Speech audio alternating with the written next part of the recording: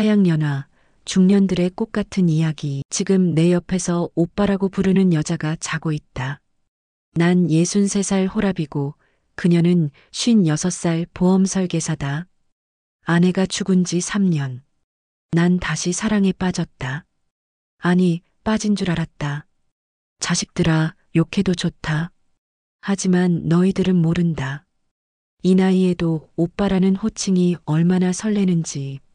그녀가 오늘도 속삭였다. 오빠, 제가 평생 옆에 있을게요. 2,000원짜리 초콜릿 하나로 시작된 만남이 이렇게 될 줄이야. 이게 진짜 사랑인지 아니면 늙은이의 착각인지. 이제는 구분이 안 된다. 어젯밤 그녀는 내 귓가에 대고 속삭였다. 오빠, 우리 이제 영원히 함께해요. 그 말에 난 눈물이 날 뻔했다. 3년 만에 듣는 사랑의 속삭임이었으니까. 나는 박준서, 경기 수원시에 사는 63세 남자다. 중소기업을 운영하다 은퇴한 지 5년째. 그리고 아내를 잃은 지 3년째다. 60세에 아내를 췌장암으로 떠나보낸 후 내 삶은 지옥이었다. 35년을 함께한 아내가 없으니 집이 감옥 같았다. 아침에 눈을 뜨면 텅 빈 옆자리가 나를 조롱하는 것 같았다. 이렇게 혼자 늙어 죽는구나. 매일 밤 침대에 누워 천장을 보며 되뇌던 독백이었다. 그러던 2024년 봄 동네 카페에서 그녀를 만났다. 오랜만에 나간 외출이었다. 봄바람이 불어 왠지 밖으로 나가고 싶었다. 동네 카페에 앉아 커피 한 잔을 시켰다. 창밖으로 지나가는 사람들을 멍하니 바라보고 있었다. 혼자 앉아있는 내 모습이 왠지 초라하게 느껴졌다. 주변을 둘러보니 카페는 젊은 사람들로 가득했다. 연인들, 친구들, 가족들. 모두가 누군가와 함께였다. 혼자인 사람은 나뿐인 것 같았다. 나도 예전엔 아내와 함께 이런 곳에 왔었는데 커피잔을 만지작거리며 옛날 생각에 잠겨 있었다. 아내와 처음 데이트할 때도 카페였다. 그때는 다방이라고 불렀지만 서로 마주보고 앉아 수줍게 대화를 나누던 기억이 아직도 생생했다. 어머, 사장님이시죠? 혼자 계신 것 같아서. 갑작스러운 목소리에 생각에서 깨어났다. 고개를 들어보니 깔끔한 정장 차림의 여성이 서 있었다. 50대 중반쯤 되어 보이는 단정한 인상의 여자였다. 화장은 진하지 않았지만 깔끔했고 머리는 단정하게 묶어 올렸다. 저를 아시나요? 당황한 나는 더듬거리며 물었다. 처음 보는 얼굴이었다. 그녀는 환하게 웃으며 명함을 건넸다. 아, 죄송해요. 제가 먼저 인사를 드려야 했는데 전 이 동네에서 보험 설계사로 일하는 김미연이라고 합니다. 사장님은 동네에서 유명하시잖아요. 성공한 사업가시라고 들었어요. 보험 설계사 김미연 56세. 명함을 받아든 나는 잠시 망설였다. 보험 얘기를 꺼낼까봐 경계심이 들었다.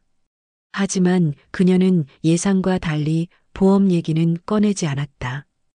혼자 계신 것 같아서 왔어요. 저도 이혼하고 혼자거든요. 혼자 있으면 외롭죠? 그녀의 말에 순간 가슴이 철렁했다. 누군가 내 외로움을 알아봐 준 것 같았다.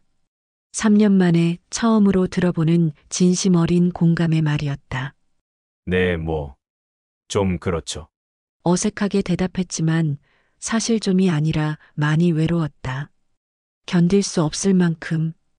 그녀는 자연스럽게 내 테이블 맞은편에 앉았다. 그리고 가방에서 뭔가를 꺼냈다. 예쁘게 포장된 초콜릿이었다. 이거 드셔보세요. 제가 좋아하는 초콜릿인데 먹으면 기분이 좋아져요. 초콜릿을 건네는 그녀의 손이 따뜻했다.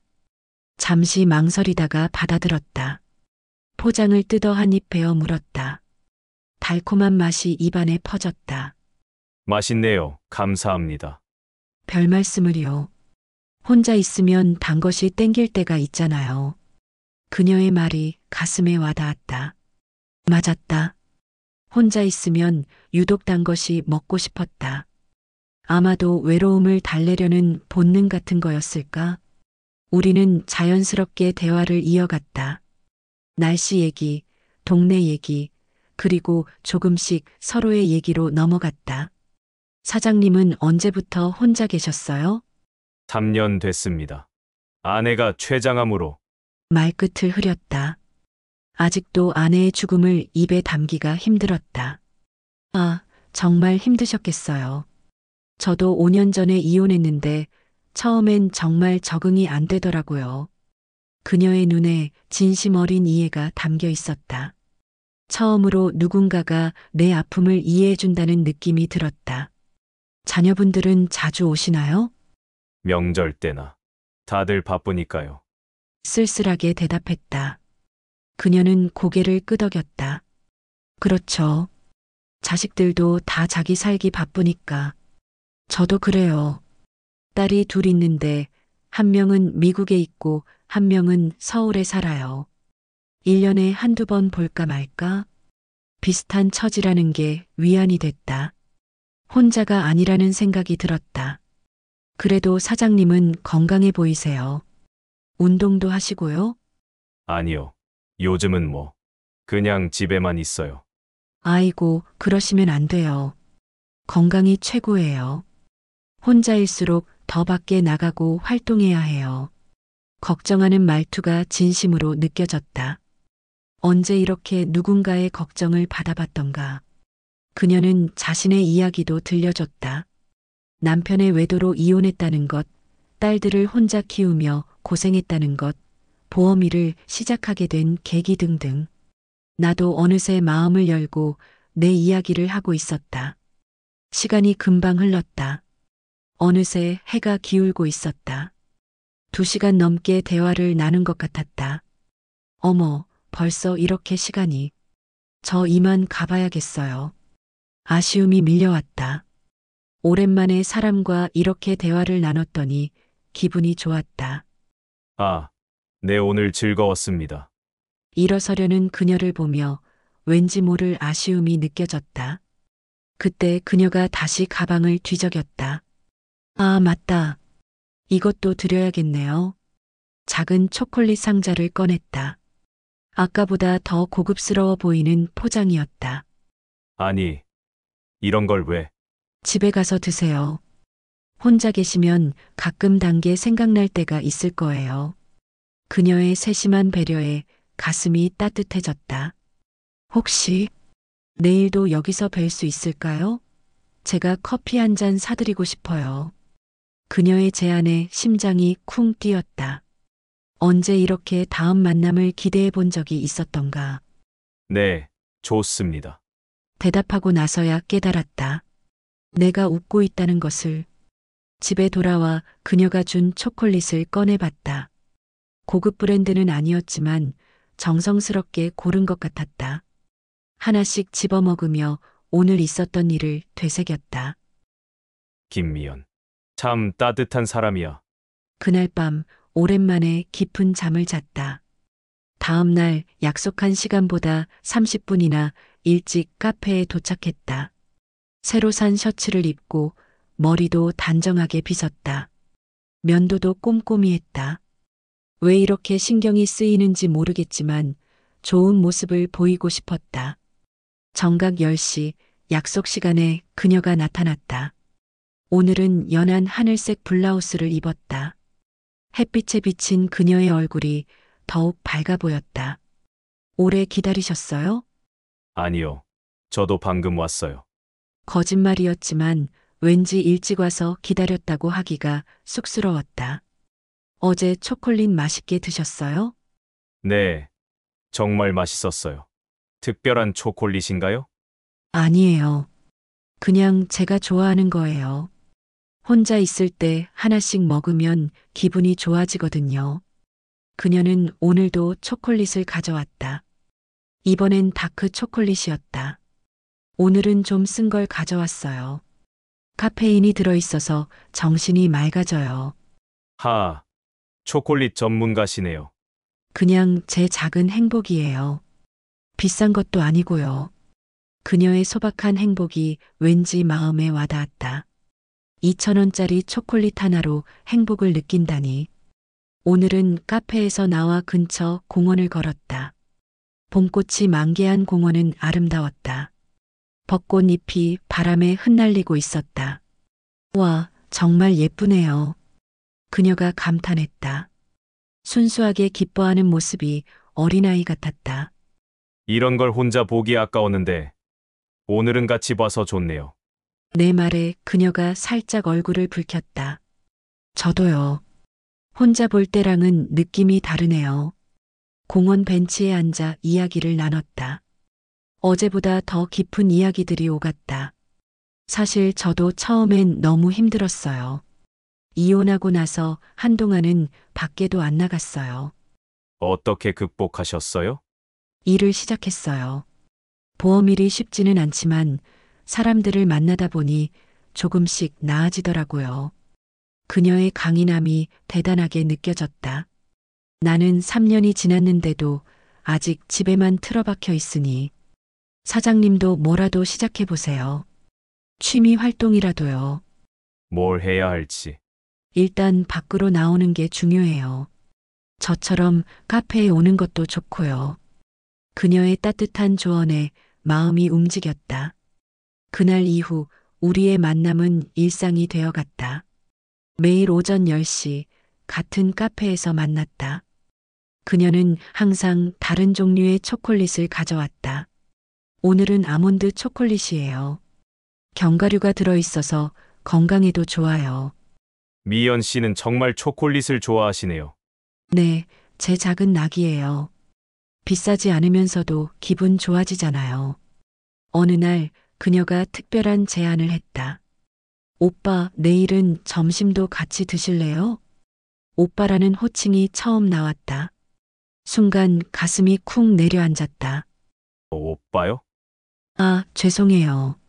사장님이라고 하니까 너무 딱딱해서 불편하시면 아니요, 좋아요. 오빠라고 불러주세요. 63살의 오빠라니. 하지만 이상하게 기분이 좋았다.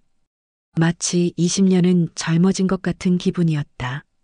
다음 날 우리는 카페에서 만나 근처 식당으로 갔다. 그녀가 추천한 곳이었다. 여기 된장찌개가 정말 맛있어요. 어머니가 해주시던 맛이 나요. 그래요? 기대되네요. 식당은 아담했지만 깔끔했다. 된장찌개에 각종 나물 반찬이 나왔다.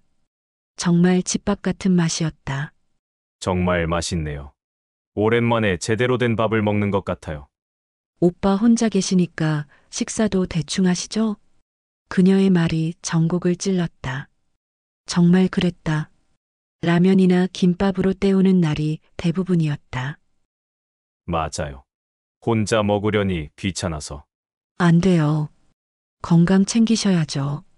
우리 나이엔 식사가 제일 중요해요. 진심으로 걱정해주는 것 같아 고마웠다. 식사를 마치고 다시 카페로 왔다.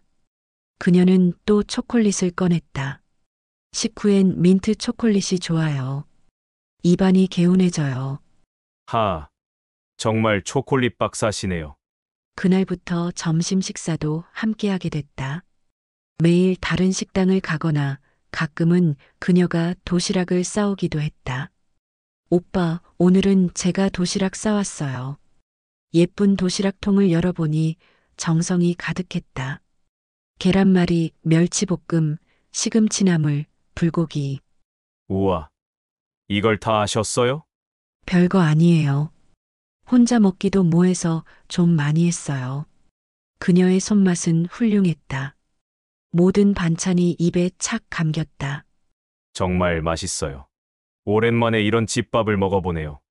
다행이네요. 오빠 입맛에 맞을까 걱정했어요. 그녀가 해준 도시락을 먹으며 문득 아내 생각이 났다. 하지만 이상하게 죄책감은 들지 않았다. 오히려 따뜻한 느낌이었다. 어느 날 우리는 한강공원으로 나들이를 갔다. 그녀가 준비한 돗자리를 깔고 앉았다. 오빠, 오늘은 특별한 초콜릿이에요. 고급스러운 상자를 꺼냈다. 스위스에서 수입한 초콜릿이라고 했다. 이런 비싼 걸 왜? 오늘은 우리가 만난 지 한 달 되는 날이에요. 그녀가 날짜를 기억하고 있다는 게 놀라웠다. 그리고 감동적이었다. 정말요? 벌써 한 달이나. 네, 저한텐 정말 행복한 한 달이었어요. 순간 분위기가 묘해졌다. 서로를 바라보는 시선에 뭔가 특별한 감정이 흐르는 것 같았다. 그날 이후 우리 사이는 조금씩 가까워졌다. 산책할 때 자연스럽게 팔짱을 끼기도 했고 헤어질 때 포옹을 하기도 했다. 오빠, 내일도 봐요. 그럼요. 내일도 꼭. 매일 만나는 게 당연해졌다. 아침에 눈 뜨면 제일 먼저 그녀 생각이 났다. 어느 날 그녀가 내 집에 오고 싶다고 했다. 오빠 집 구경하고 싶어요. 혼자 사시니까 정리도 안 되어 있을 것 같은데 아, 집이 좀 어수선해서. 제가 정리 좀 도와드릴게요. 혼자 하기 힘드시잖아요. 그렇게 그녀가 처음으로 우리 집에 왔다. 예상대로 집은 엉망이었다. 먼지가 쌓이고 빨래가 쌓이고 아이고 이게 무슨 오빠 이렇게 사시면 안 돼요. 그녀는 소매를 걷어붙이고 청소를 시작했다. 나는 미안하면서도 고마웠다. 이렇게까지 안 하셔도 돼요. 오빠 혼자니까 힘드시잖아요. 제가 도와드릴게요. 먼지를 닦고 빨래를 하고 정리정돈을 하니 집이 확 달라졌다. 와, 집이 이렇게 넓었구나. 그러니까요. 깨끗하니까 훨씬 좋죠? 그녀는 부엌도 정리했다. 냉장고를 열어보더니 한숨을 쉬었다. 오빠, 냉장고가 텅 비었네요. 뭘 드시고 사세요? 그냥 뭐 사 먹고 그래요. 안 돼요. 당장 장 보러 가요. 그녀와 함께 마트에 갔다. 오랜만에 장을 보니 기분이 묘했다. 아내와 함께 다니던 기억이 떠올랐다. 오빠, 이거 좋아하세요? 네, 좋아해요. 그럼 이것도 사야겠네요. 그녀는 내가 좋아하는 것들을 세심하게 챙겼다. 어떻게 내 취향을 이렇게 잘 알까 싶을 정도였다. 집에 돌아와 그녀는 저녁을 차렸다. 김치찌개에 계란말이, 각종 나물. 우와, 이게 다 뭐예요? 별거 아니에요. 재료가 신선해서 그런지 맛있게 됐네요. 정말 맛있었다. 오랜만에 제대로 된 집밥을 먹었다. 오빠 앞으로 자주 와서 이렇게 해드릴게요. 아니, 너무 고마워서. 뭐려? 저도 혼자니까 이렇게 누군가를 위해 요리하는 게 즐거워요. 식사 후 차를 마시며 TV를 봤다. 마치 오래된 부부처럼 자연스러웠다. 그날 밤 그녀가 집에 가려고 일어서는데 왠지 아쉬웠다. 조심해서 가요. 네, 오빠도 잘 자요. 현관에서 작별 인사를 하는데 그녀가 갑자기 내 뺨에 입을 맞췄다. 잘 자요, 오빠. 순간 온몸에 전율이 흘렀다. 63살에 이런 설렘이라니. 그 후로 그녀는 더 자주 집에 왔다. 청소도 하고 요리도 하고 빨래도 해줬다. 오빠 셔츠가 다 낡았네요. 새로 사드려야겠어요. 아니에요. 아직 입을 만해요. 오빠가 좀 꾸미셔야 저도 기분이 좋죠. 그녀와 함께 옷을 사러 갔다. 내 취향보다는 그녀 취향대로 골랐다. 오빠, 이 색깔이 잘 어울려요. 그래요? 너무 젊어 보이는 거 아니에요? 뭐려? 오빠는 원래 젊어 보이세요. 그녀의 칭찬에 기분이 좋아졌다. 어느 날 우리는 함께 목욕탕에 갔다가 근처 카페에 들렀다. 그녀가 진지한 표정으로 말을 꺼냈다. 오빠, 우리 사이가 뭘까요? 갑작스러운 질문에 당황했다. 그게. 저는요, 오빠랑 있으면 정말 행복해요. 이런 게 사랑일까요? 심장이 쿵쿵 뛰었다. 나도 같은 생각을 하고 있었지만 먼저 말할 용기가 없었다. 저도. 미연 씨랑 있으면 행복해요. 그럼 우리. 그녀가 내 손을 잡았다. 따뜻한 손길이었다. 오빠, 나 사랑해요? 네, 사랑해요. 63살에 하는 사랑 고백. 부끄럽지만 진심이었다. 그날 이후 우리는 연인이 됐다. 나이는 숫자에 불과했다. 중요한 건 서로를 향한 마음이었다. 오빠, 이제 매일 왔다 갔다 하는 것도 힘들어요. 그럼, 제가 그냥 여기서 지내면 안 될까요? 동거 제안이었다. 고민이 됐지만 이미 마음은 정해져 있었다. 좋아요. 같이 살아요. 그렇게 우리의 동거가 시작됐다. 그녀의 물건들이 하나둘 들어왔다. 옷장에 여자 옷이 걸리고 화장대에 화장품이 놓였다. 집안 곳곳에 여자의 손길이 닿았다. 꽃병에는 항상 싱싱한 꽃이 꽂혀 있었고 식탁에는 예쁜 테이블보가 깔렸다. 죽어있던 집이 완전히 살아났다. 매일 아침 그녀가 차려주는 따뜻한 밥상으로 하루를 시작했다. 오빠, 오늘은 콩나물국 끓였어요. 속이 편하실 거예요. 고마워요. 맛있네요. 식사 후에는 함께 산책을 나갔다. 동네 사람들의 시선이 신경 쓰이기도 했지만 그녀는 개의치 않았다. 오빠, 남들이 뭐라든 우리가 행복하면 그만이에요. 맞는 말이었다. 60이 넘은 나이에 남의 눈치를 볼 필요가 있을까? 점심때가 되면 그녀는 정성스럽게 도시락을 싸서 함께 공원으로 갔다. 오빠, 오늘은 김밥이에요. 소풍 온 것 같죠? 정말 맛있어요. 어렸을 때 학교 소풍 가던 생각나네요. 저녁에는 함께 TV를 보거나 음악을 들었다. 그녀는 트로트를 좋아했다. 오빠, 이 노래 아세요? 저희 어릴 때 유행했던 거예요. 아, 이 노래. 저도 좋아했어요. 우리는 옛날 노래를 따라 부르며 추억에 잠겼다. 밤이 되면 그녀는 내 어깨에 기대어 속삭였다. 오빠, 정말 행복해요. 이렇게 오빠 옆에 있을 수 있어서. 나도 그래요. 미연 씨 덕분에 다시 살맛이 나요. 어느 날은 그녀가 앨범을 꺼내 보여줬다. 이게 저 젊었을 때예요. 예쁘죠? 사진 속의 그녀는 정말 아름다웠다. 지금도 충분히 예뻐요. 오빠는 거짓말도 잘하시네요. 진심이에요. 나한텐 미연 씨가 제일 예뻐요. 그녀는 부끄러워하며 내 품에 안겼다. 주말에는 근교로 드라이브를 가기도 했다. 오빠, 저기 경치 좋은 카페가 있대요. 가볼까요? 좋아요. 오랜만에 드라이브하니 기분이 좋네요. 창밖으로 펼쳐지는 풍경을 보며 우리는 이런저런 이야기를 나눴다. 오빠는 젊었을 때 어떤 꿈이 있었어요? 큰 회사 사장이 되는 거였죠. 다행히 이뤘고요. 대단하세요. 저는 그냥 행복한 가정을 꾸리는 거였어요. 지금은요. 지금도 마찬가지예요. 오빠랑 행복하게 사는 거요. 그녀의 대답에 가슴이 따뜻해졌다. 어느 날 그녀가 특별한 초콜릿을 가져왔다. 오빠, 이건 정말 특별한 거예요. 뭐가 특별한데요? 이건 사랑하는 사람에게만 주는 초콜릿이래요. 하트 모양의 초콜릿이었다. 포장도 화려했다. 비싸겠네요. 가격은 중요하지 않아요. 마음이 중요한 거죠. 초콜릿은 정말 맛있었다. 하지만 그보다 더 달콤한 건 그녀의 마음이었다. 시간이 흐를수록 우리는 더욱 가까워졌다. 서로 없이는 살 수 없을 것 같았다.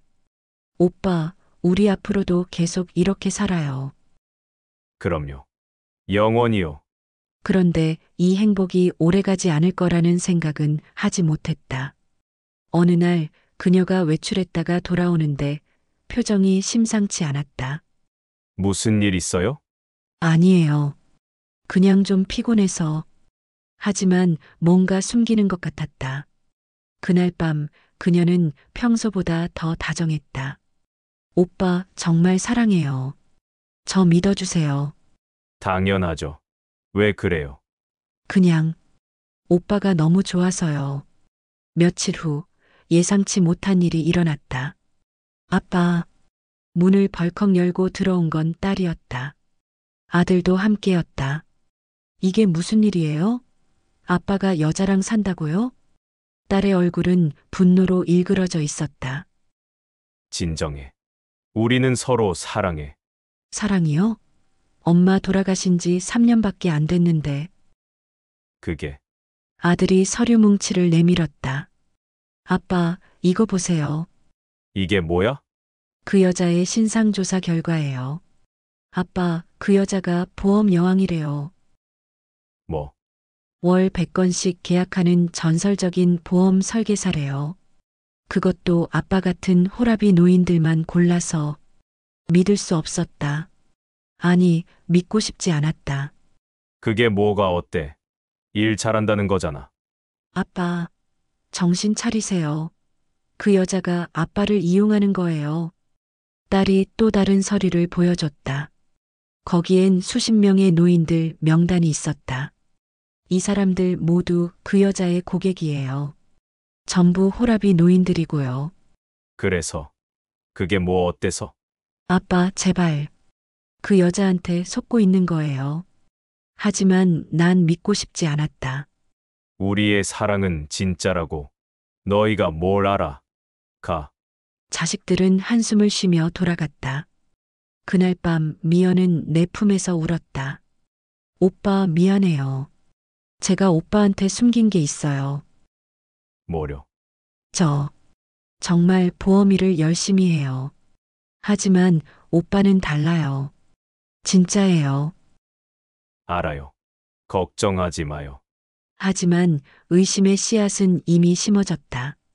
다음 날 미연이 샤워하는 사이 그녀의 가방을 살짝 들여다봤다. 죄책감이 들었지만 확인하고 싶었다. 그리고 발견했다. 월 100건 프로젝트 독거노인 특별관리. 수첩에는 노인들의 이름이 빼곡했다. 그리고 내 이름도 있었다. 박준서, 자산 100억, 자녀 무관심, 성공 확률 90%. 옆에는 상세한 메모가 있었다. 63세. 아내 3년 전 사망. 외로움 지수 최고. 오빠 호칭의 약함. 초콜릿으로 접근. 4월 3일 첫 접촉. 초콜릿 제공. 반응 매우 좋음. 4월 5일 오빠 호칭 시작. 좋아함. 4월 10일 집 방문. 청소 및 요리로 호감도 상승. 4월 20일 스킨십 시작. 저항 없음. 5월 1일 동거 제안 성공. 모든 게 계획적이었다. 내가 느꼈던 설렘, 행복, 사랑. 전부 그녀의 계산 속에 있었다. 수첩을 더 넘겨보니 충격적인 내용이 더 있었다. 목표 종신보험 3건, 연금보험 2건, 치아보험 1건, 예상 수수료 1억 5천. 그리고 가장 충격적인 건 녹음 파일이었다. 호기심에 이어폰을 꽂고 재생했다. 언니, 이번 타겟은 정말 대박이야. 자산이 100억이 넘는데. 미연의 목소리였다. 진짜? 그럼 종신보험도 큰 거로 들어야겠네. 응. 이미 관계도 많이 진전됐어. 오빠라고만 불러도 다 해줘. 63살인데 완전 순수해. 조심해. 자식들이 눈치챌 수도 있잖아. 걱정 마. 이미 다 조사했어. 자식들이랑 사이 안 좋아서 명절에만 잠깐 와. 그래도 나이가 있으니까 건강 조심해야겠다. 알아서 할게. 어차피 3개월만 버티면 되니까. 그때쯤 보험 다 들고 나면 슬슬 빠지면 돼. 더는 들을 수 없었다. 이어폰을 빼고 수첩을 제자리에 돌려놓았다. 온몸이 떨렸다. 배신감, 분노, 자괴감이 동시에 밀려왔다. 내가 정말 바보였구나. 63년을 살면서 이렇게 속다니. 하지만 그보다 더 큰 건 자존심이었다. 한때 회사를 경영하던 내가 이런 수법에 당했다니. 두고 봐. 63살이 바보는 아니야. 다음 날 나는 변호사를 찾아갔다. 그리고 경찰과도 연락했다. 보험 사기 조직을 잡을 수 있는 증거가 있습니다. 경찰은 내 이야기를 주의 깊게 들었다. 피해자분들이 많은 것 같습니다. 협조해 주시면 일망타진할 수 있을 것 같습니다. 그렇게 작전이 시작됐다. 나는 미연에게 거짓말을 했다. 미연아, 나 건강검진 받았는데 췌장암이래. 미연의 눈이 순간 반짝였다. 걱정하는 표정을 지었지만 그 안에 숨길 수 없는 흥분이 보였다. 오빠, 정말요? 다른 병원도 가봐요.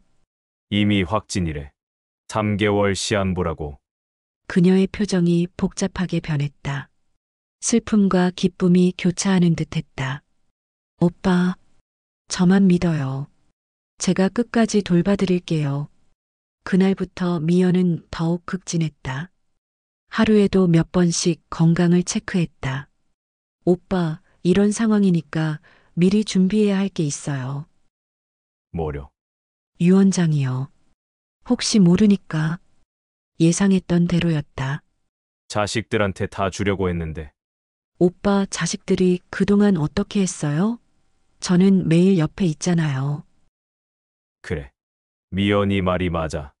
며칠 후 나는 가짜 유언장을 작성했다.